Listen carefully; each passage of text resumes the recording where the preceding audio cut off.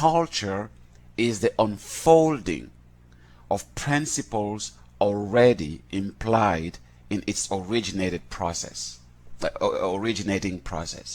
So culture, in its very basic definition, she actually cites Wade Nobles somewhere in defining culture. It is basically, culture basically is just the way we do things, what we know about ourselves. And there is a famous definition of culture that almost every student at the university in Cameroon can recite, because we learn it and it becomes something that from generation to generation we just repeat it, and we just know when we try to define culture. And it's easy to actually say that in French. So we usually say la culture est ce qui reste lorsque nous avons tout oublié. So that is how almost any student you will meet in Cameroon, when you're talking about culture, how to define it, they will tell you that same definition. And what that means is, if I try to literally translate it, it means that culture is that which remains once we've forgotten everything else. To say that is who we are, that is what defines us, that is culture. So basically, it's just a collection of ways that people interact, relate, live, and all that. So that is at the basis what culture is. So from that essence, it should be neutral, because it only describes how people interact with each other. All their belief systems, all their norms, all their values, all their relationships, and things that that they do.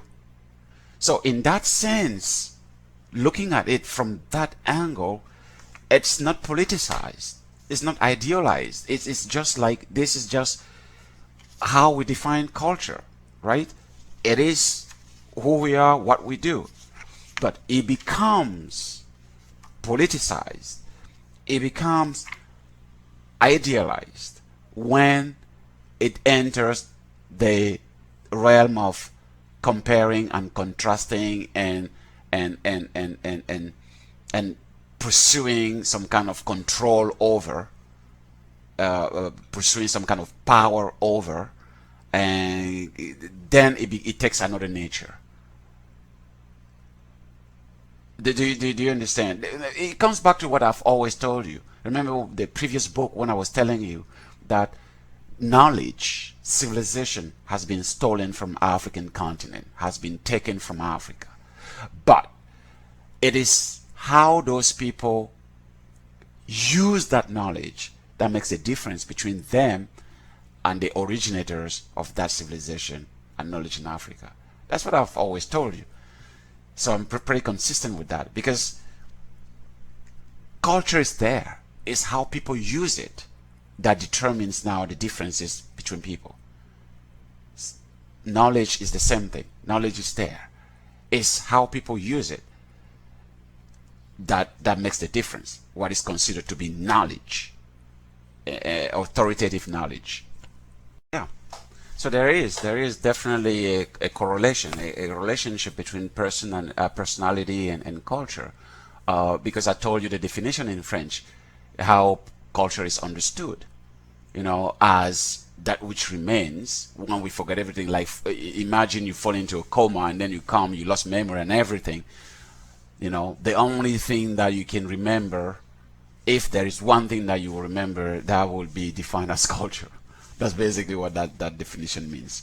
So culture is pretty much very, very important. And don't forget, this author defined herself as a cultural scholar. She's a cultural scientist. That's her field.